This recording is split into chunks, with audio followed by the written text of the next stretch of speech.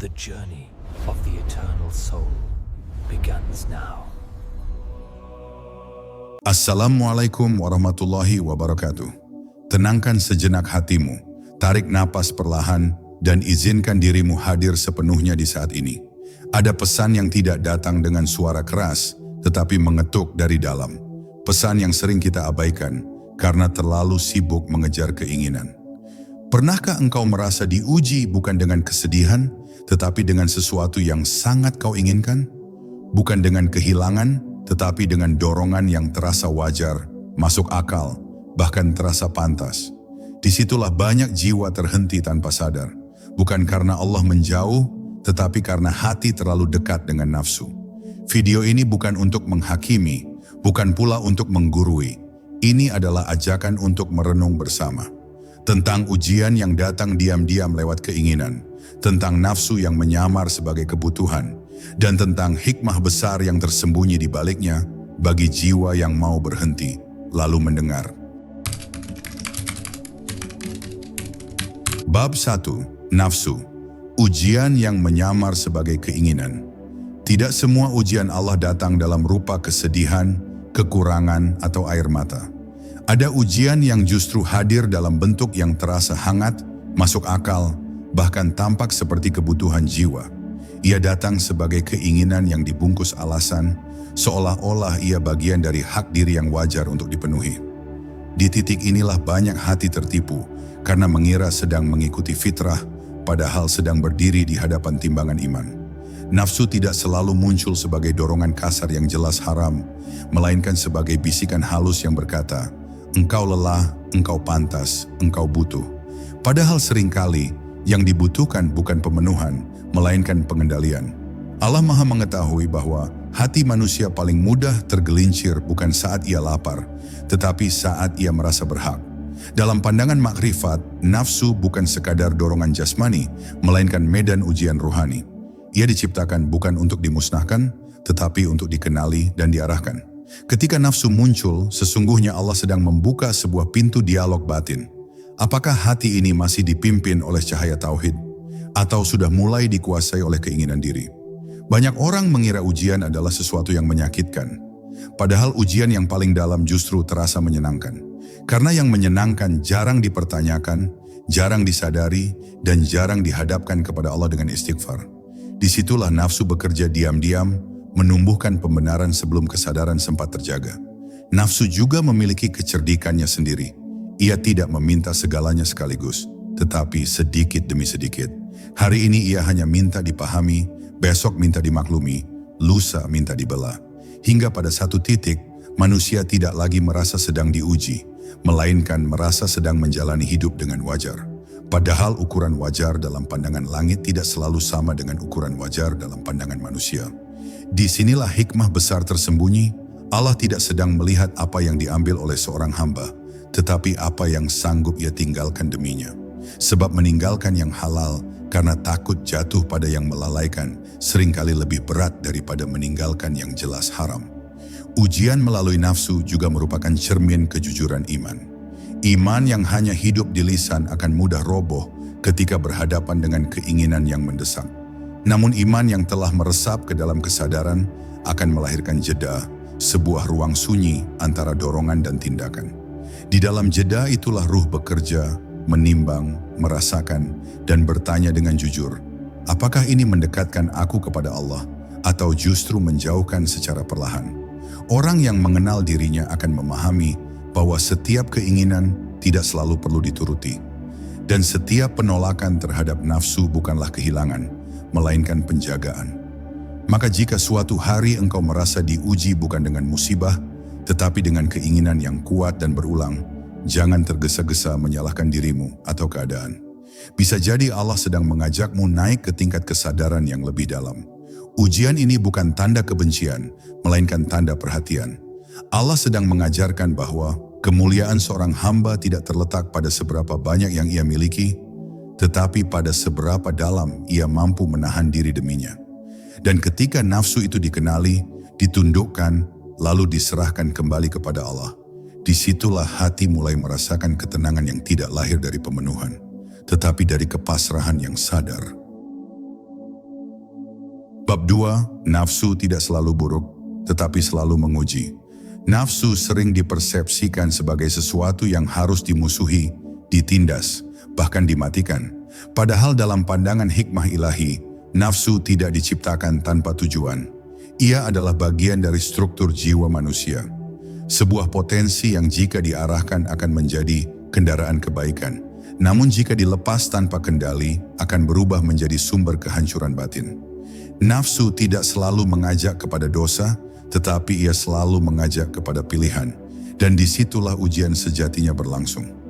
Allah tidak menguji manusia dengan sesuatu yang tidak ada dalam dirinya, melainkan dengan apa yang paling dekat, paling akrab, dan paling sering ia bela tanpa sadar.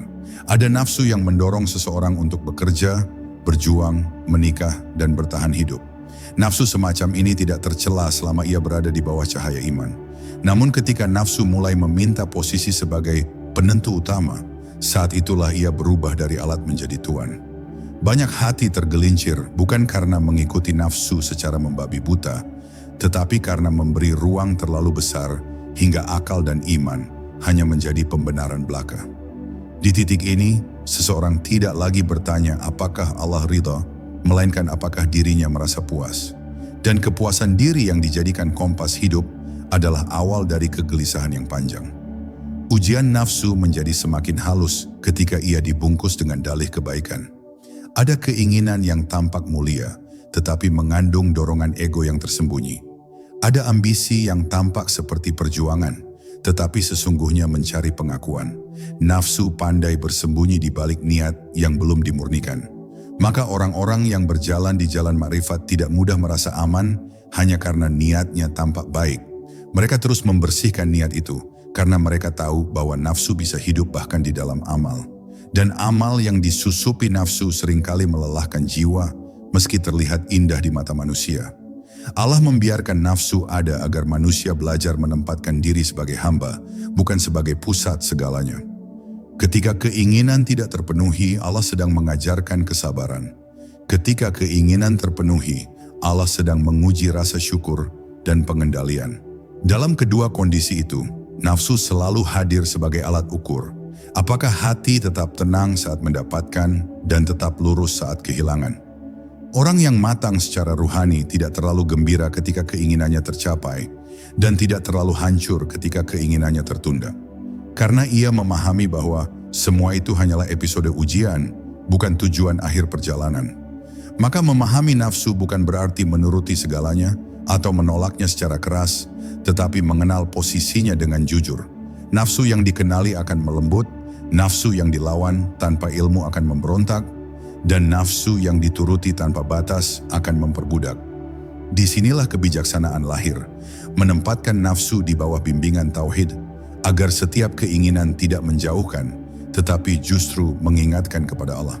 Dan ketika seorang hamba mulai memahami bahwa setiap dorongan batin adalah pesan ujian, ia tidak lagi gelisah menghadapinya.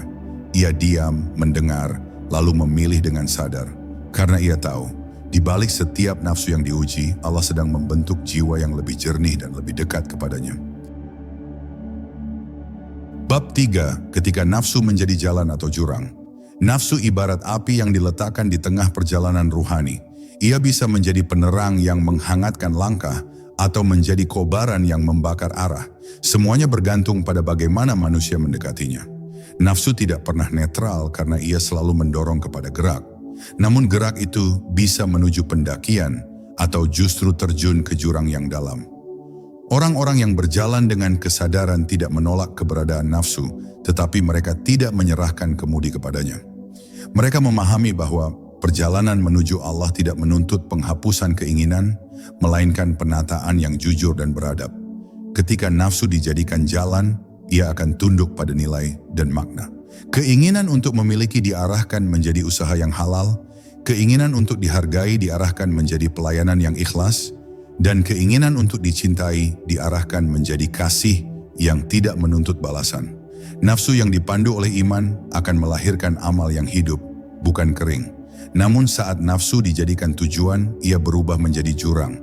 Segala sesuatu diukur dari seberapa besar ia memuaskan diri, bukan seberapa dekat ia membawa hati kepada Allah.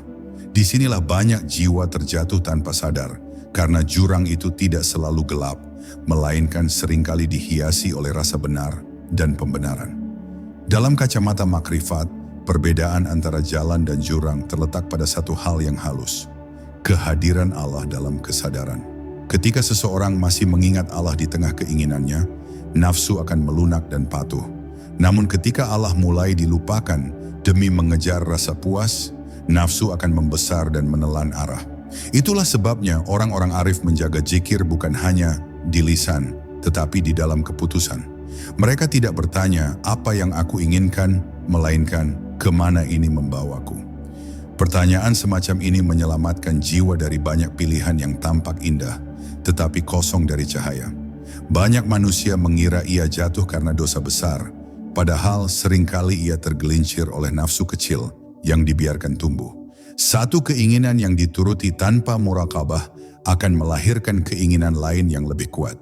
Hingga akhirnya seseorang tidak lagi hidup untuk memilih, tetapi hidup untuk memenuhi dorongan yang terus meminta.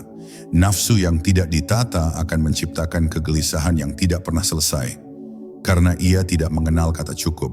Berbeda dengan nafsu yang ditundukkan, ia akan berhenti meminta ketika hati telah menemukan makna yang lebih tinggi daripada pemenuhan. Maka jika hari ini engkau berada di persimpangan antara menuruti atau menahan, ketahuilah bahwa itu bukan kebetulan. Allah sedang menunjukkan bahwa nafsu bisa menjadi guru yang jujur jika engkau mau belajar darinya. Ia mengajarkan batas, kesabaran, dan kedewasaan ruhani. Ketika engkau memilih menundukkan nafsu karena Allah, sesungguhnya engkau sedang mengubah jurang menjadi jalan. Dan di saat itulah langkahmu mungkin terasa lebih berat, tetapi hatimu akan terasa lebih ringan. Karena yang memimpin bukan lagi keinginan, melainkan kesadaran bahwa setiap pilihan adalah arah pulang. Bab 4. Ujian nafsu sebagai cermin kejujuran iman. Iman seringkali dipahami sebagai keyakinan yang tenang dan pasti, padahal dalam kenyataannya, iman adalah sesuatu yang terus bergerak, diuji, dan ditantang. Ia tidak selalu runtuh oleh penderitaan, tetapi seringkali goyah oleh kenikmatan yang tidak dijaga. Disinilah nafsu berperan sebagai cermin kejujuran iman. Ketika seseorang berkata bahwa ia beriman, nafsu hadir untuk bertanya tanpa suara. Seberapa dalam iman itu mengakar ketika berhadapan dengan keinginan yang mendesak? Sebab iman yang sejati tidak hanya terlihat saat seseorang bersujud, tetapi juga saat ia berdiri di hadapan pilihan yang menggiurkan, namun meragukan. Ujian nafsu membongkar lapisan iman yang paling tersembunyi.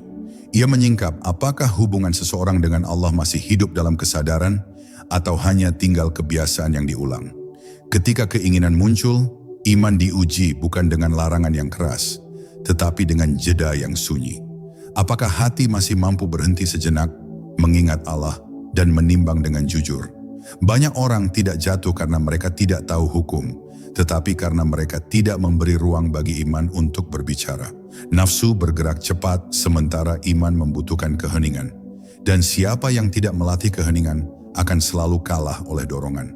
Dalam pandangan orang-orang arif, menahan diri karena Allah adalah bentuk kejujuran iman yang paling dalam. Ia tidak membutuhkan saksi, tidak mengharap pujian, dan tidak menuntut pengakuan. Justru karena tidak terlihat, amal ini memiliki bobot yang berat di sisi Allah. Menahan diri dari sesuatu yang diinginkan melatih hati untuk mengakui bahwa ada yang lebih penting daripada kepuasan sesaat. Disitulah iman berubah dari sekadar keyakinan menjadi kesadaran hidup. Seseorang tidak lagi bertanya apa yang menguntungkan dirinya, tetapi apa yang menjaga hubungannya dengan Allah tetap jernih. Kejujuran iman juga terlihat dari bagaimana seseorang menyikapi kegagalan menahan nafsu. Orang yang imannya hidup tidak larut dalam pembenaran, tetapi segera kembali dengan taubat yang sadar. Ia tidak membela dirinya karena ia tahu bahwa iman bukan tentang terlihat benar, tetapi tentang mau kembali. Nafsu yang pernah menang tidak selalu menjadi tanda kehancuran, selama hati masih mau merendah dan belajar. Namun ketika kegagalan dibungkus dengan alasan, disitulah iman mulai kehilangan kejujurannya. Sebab iman yang jujur tidak takut mengakui kelemahan, tetapi iman yang rapuh akan sibuk membela diri. Maka jika hari ini engkau merasa imanmu diuji bukan dengan kesulitan, melainkan dengan keinginan yang terus mengganggu ketenangan batin, pahamilah bahwa Allah sedang memperlihatkan cermin. Bukan untuk menghinakan, tetapi untuk menyadarkan. Ujian ini mengajakmu melihat dirimu apa adanya, tanpa topeng, tanpa citra. Dan ketika engkau berani jujur di hadapan cermin itu, disitulah iman mulai dewasa. Sebab iman yang matang bukan iman yang tidak pernah diuji, melainkan iman yang tetap memilih Allah, meski nafsu menawarkan jalan yang lebih mudah. Di sanalah kejujuran iman berubah menjadi cahaya yang menuntun langkah, perlahan namun pasti, menuju kedekatan yang lebih dalam dengannya. Bab 5. Mengapa ujian nafsu terasa lebih berat? Ujian melalui nafsu terasa lebih berat daripada ujian lain, karena ia tidak datang dari luar, melainkan lahir dari dalam diri sendiri. Tidak ada musuh yang bisa ditunjuk. Tidak ada keadaan yang bisa sepenuhnya disalahkan. Yang berdiri di hadapan kita adalah keinginan kita sendiri, tumbuh dari rasa, ingatan, dan harapan yang selama ini kita rawat. Inilah ujian yang paling sunyi sekaligus paling jujur, karena ia memaksa manusia berhadapan dengan dirinya tanpa perantara. Saat seseorang lapar, ia tahu apa yang harus dilakukan. Saat ia sakit, ia tahu kepada siapa ia mengadu.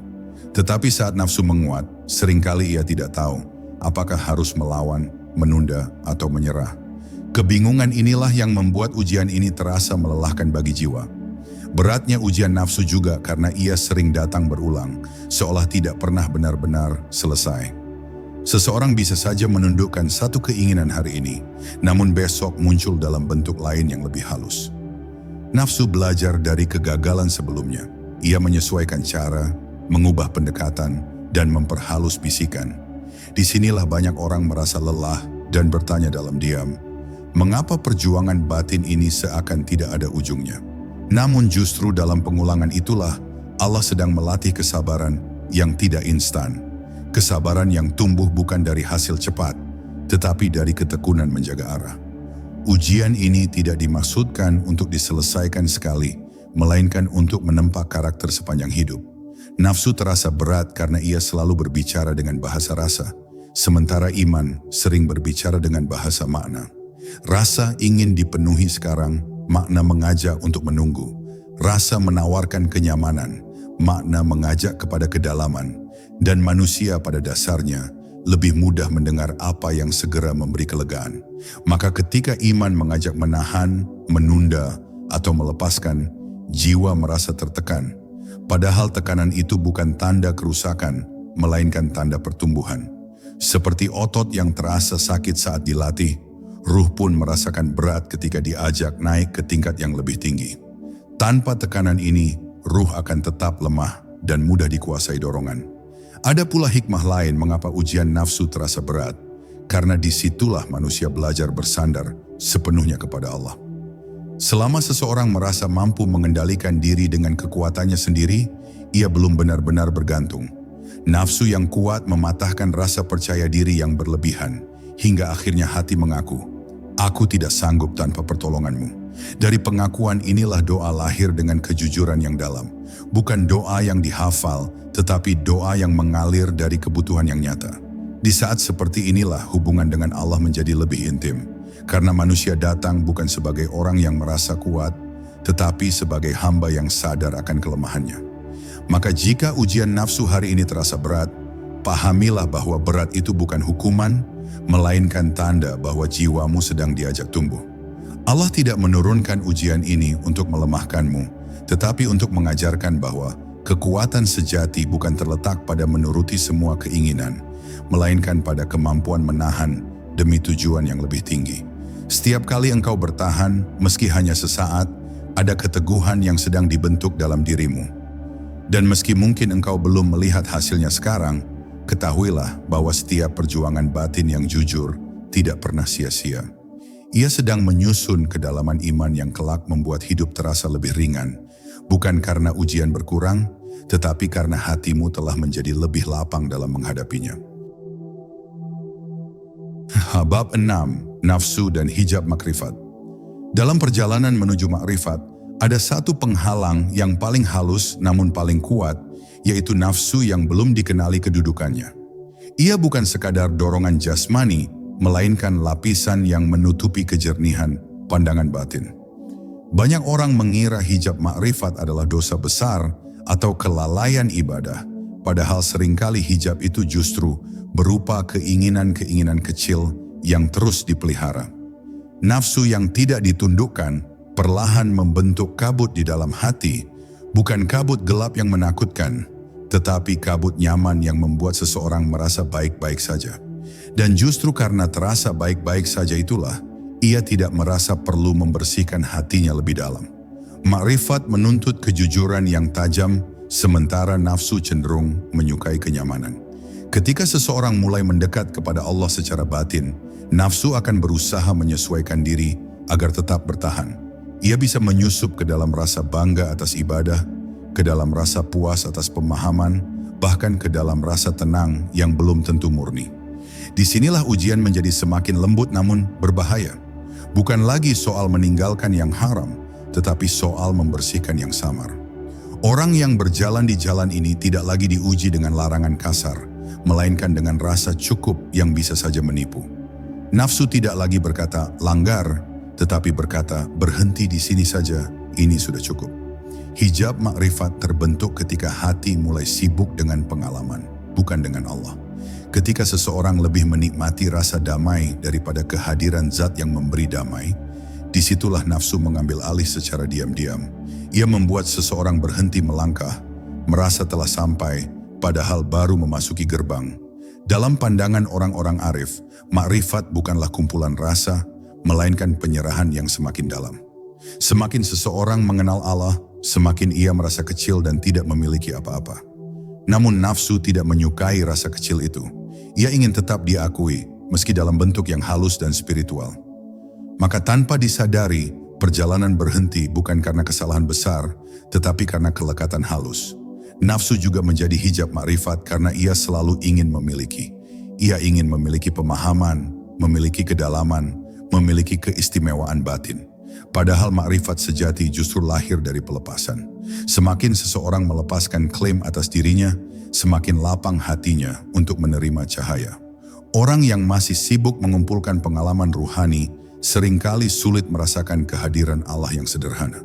Karena kehadiran itu tidak datang sebagai sensasi, tetapi sebagai kesadaran yang hening. Dan keheningan ini tidak bisa dimasuki oleh nafsu yang gelisah ingin merasakan sesuatu. Di titik ini, nafsu tidak lagi tampak sebagai dorongan kasar, tetapi sebagai ketidakmampuan untuk diam sepenuhnya di hadapan Allah. Maka menyingkap hijab makrifat bukan dengan menambah sesuatu, melainkan dengan mengurangi. Mengurangi kelekatan, mengurangi rasa memiliki, mengurangi kebutuhan untuk merasa istimewa. Nafsu yang ditundukkan di tingkat ini bukan lagi nafsu jasmani, tetapi nafsu batin yang ingin merasa sampai. Ketika seseorang mampu menyerahkan, bahkan rasa-rasa spiritualnya kepada Allah, disitulah hijab mulai tersingkap. Bukan karena ia berhasil, tetapi karena ia menghilang dari pusat perhatian. Dan saat itulah makrifat hadir bukan sebagai pengetahuan yang dibanggakan, melainkan sebagai ketundukan yang lembut.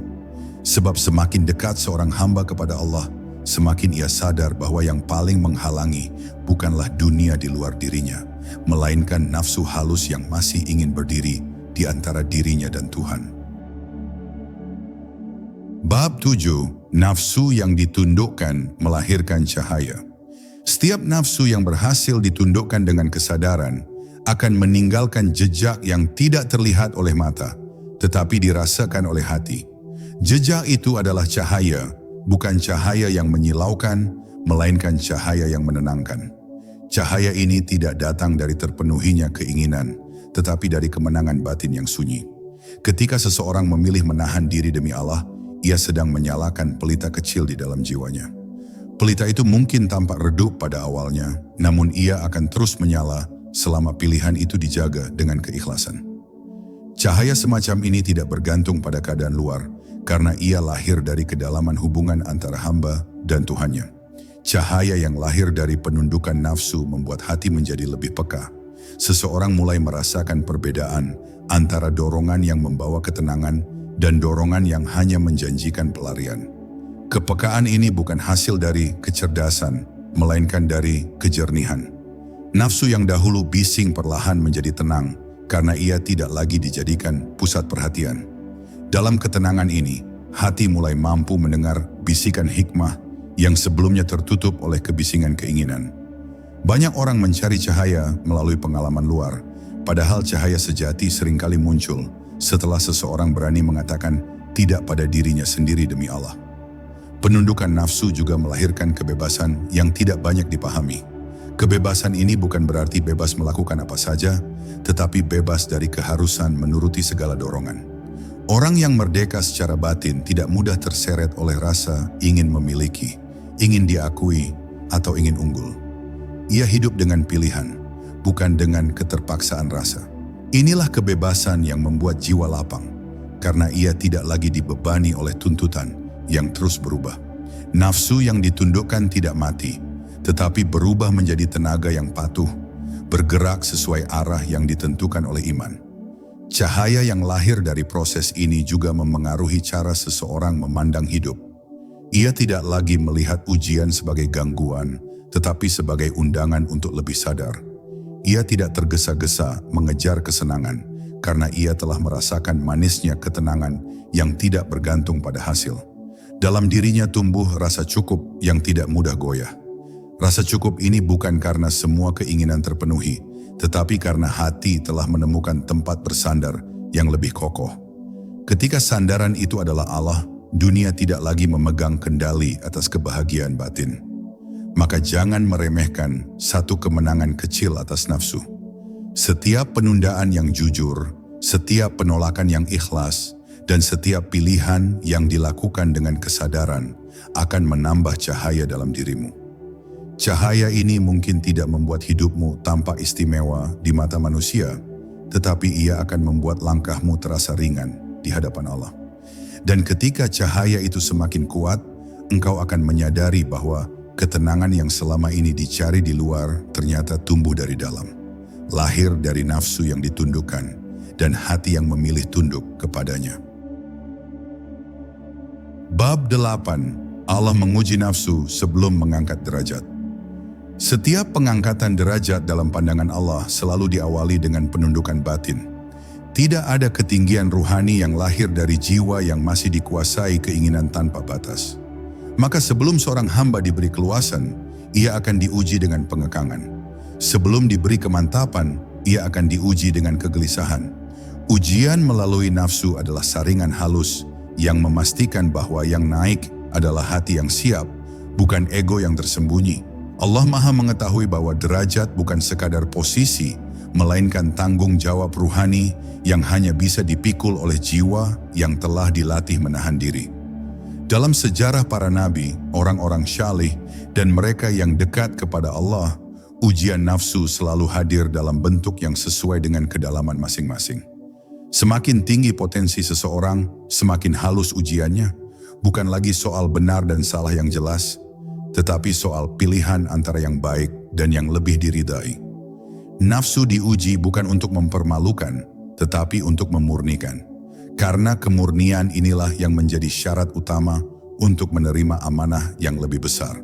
Hati yang masih mudah tergoda oleh pujian, kenyamanan atau keinginan tersembunyi belum siap menampung cahaya yang lebih luas, sebab cahaya itu akan berubah menjadi beban. Allah tidak pernah mengangkat seseorang secara tiba-tiba tanpa persiapan batin. Proses menahan nafsu adalah bagian dari persiapan itu. Dalam penahanan, jiwa belajar rendah hati. Dalam penundaan, jiwa belajar sabar. Dalam ketidakpastian, jiwa belajar berserah. Semua pelajaran ini membentuk kedewasaan ruhani yang tidak bisa diperoleh melalui pengetahuan semata. Banyak orang ingin cepat sampai pada kedudukan yang tenang dan lapang, tetapi enggan melewati fase sempit yang mendidik. Padahal tanpa fase itu, ketenangan hanya akan menjadi rasa palsu yang mudah runtuh saat diuji. Ujian nafsu juga menjadi pembeda antara mereka yang mencari Allah dan mereka yang mencari rasa. Ketika Allah hendak mengangkat derajat seorang hamba, Dia akan membersihkan niatnya dari keinginan untuk dipandang, diakui, atau dianggap istimewa. Nafsu akan diberi ruang untuk bergerak, bukan agar dituruti, tetapi agar terlihat dengan jelas. Dari situlah hamba belajar memilih dengan sadar. Setiap pilihan untuk menahan diri adalah langkah naik, meski tidak terasa seperti kemajuan. Dan setiap penyerahan yang tulus, meski dilakukan dalam diam, dicatat sebagai kematangan jiwa.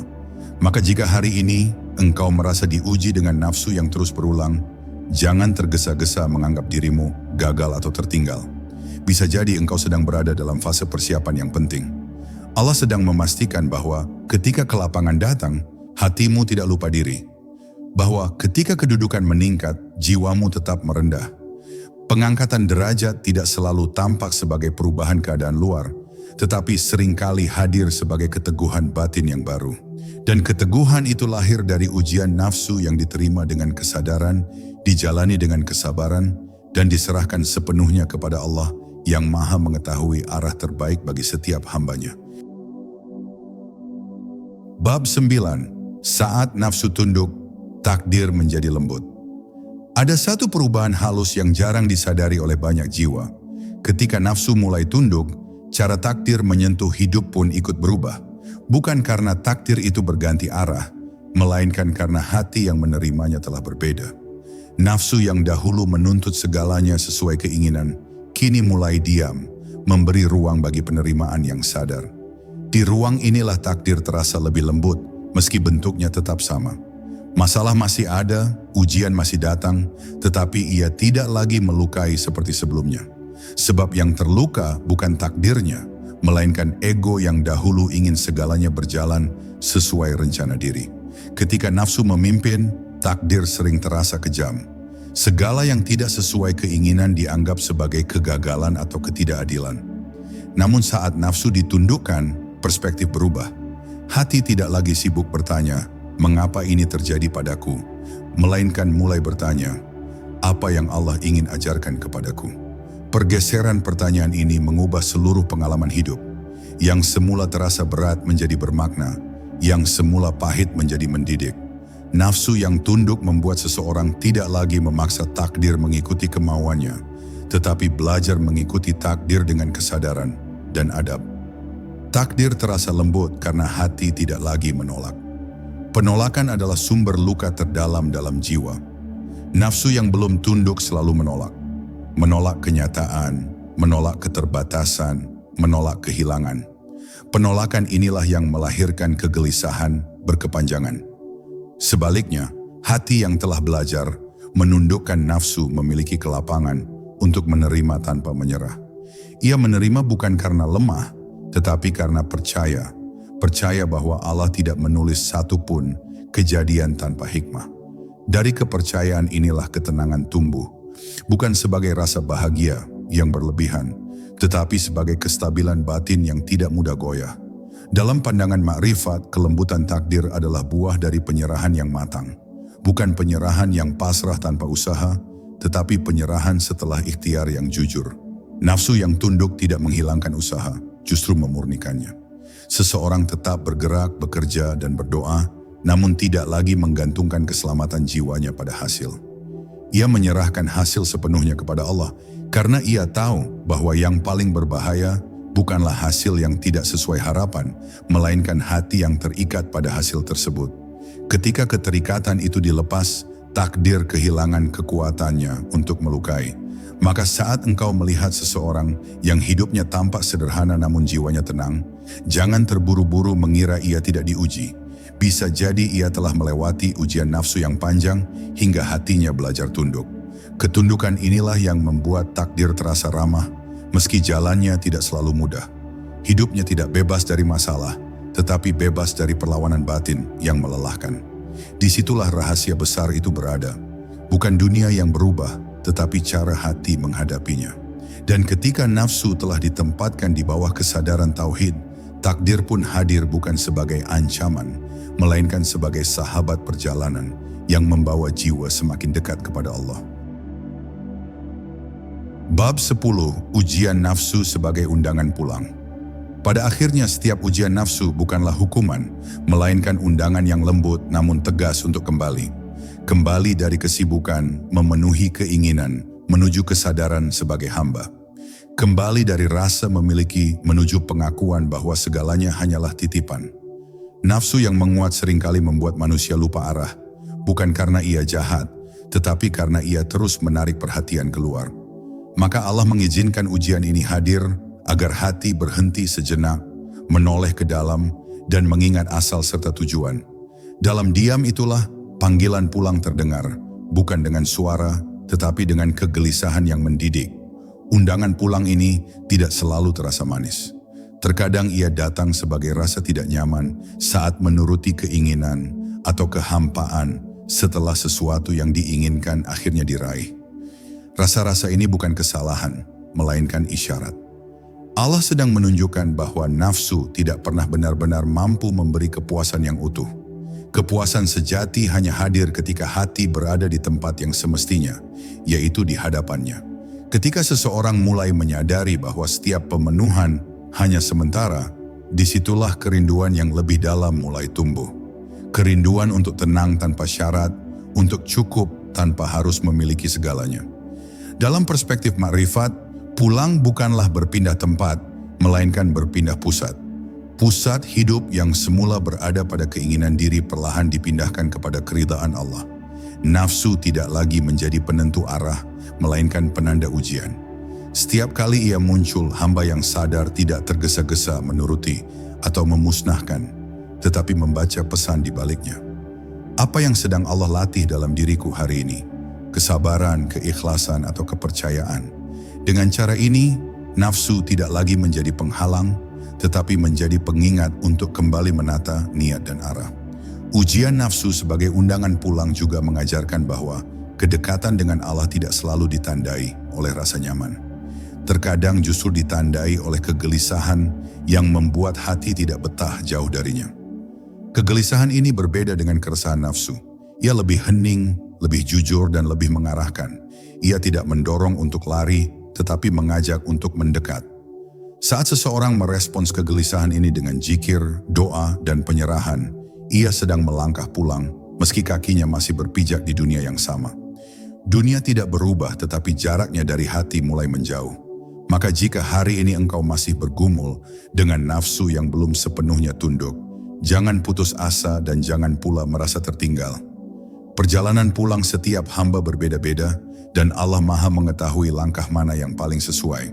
Yang terpenting bukan seberapa cepat engkau sampai, tetapi seberapa jujur engkau berjalan. Setiap kesadaran yang lahir dari ujian nafsu adalah satu langkah mendekat, dan ketika engkau akhirnya memahami bahwa semua ujian ini hanyalah cara Allah memanggilmu kembali kepadanya, disitulah hati mulai tenang. Karena engkau tahu, sejauh apapun engkau tersesat oleh keinginan, pintu pulang selalu terbuka bagi hamba yang mau kembali dengan rendah hati dan penuh harap kepada Allah. Sebelum kita berpisah, izinkan satu pesan ini tinggal sejenak di hatimu. Tidak semua yang engkau inginkan harus engkau miliki. Dan tidak semua yang terasa berat adalah tanda keburukan. Bisa jadi apa yang hari ini kau tahan dengan sabar adalah jalan Allah membersihkan hatimu perlahan. Karena nafsu yang ditundukkan tidak pernah sia-sia. Ia berubah menjadi cahaya, menjadi ketenangan, menjadi kedewasaan ruhani yang tidak semua orang miliki. Jika ujian itu masih datang, jangan lelah untuk kembali. Kembali mengingat Allah, kembali menata niat, kembali merendah. Sebab sejauh apapun engkau melangkah, pintunya tidak pernah tertutup bagi hamba yang ingin pulang. Semoga setiap ujian menjadikan kita lebih dekat, bukan semakin jauh. Wassalamualaikum warahmatullahi wabarakatuh.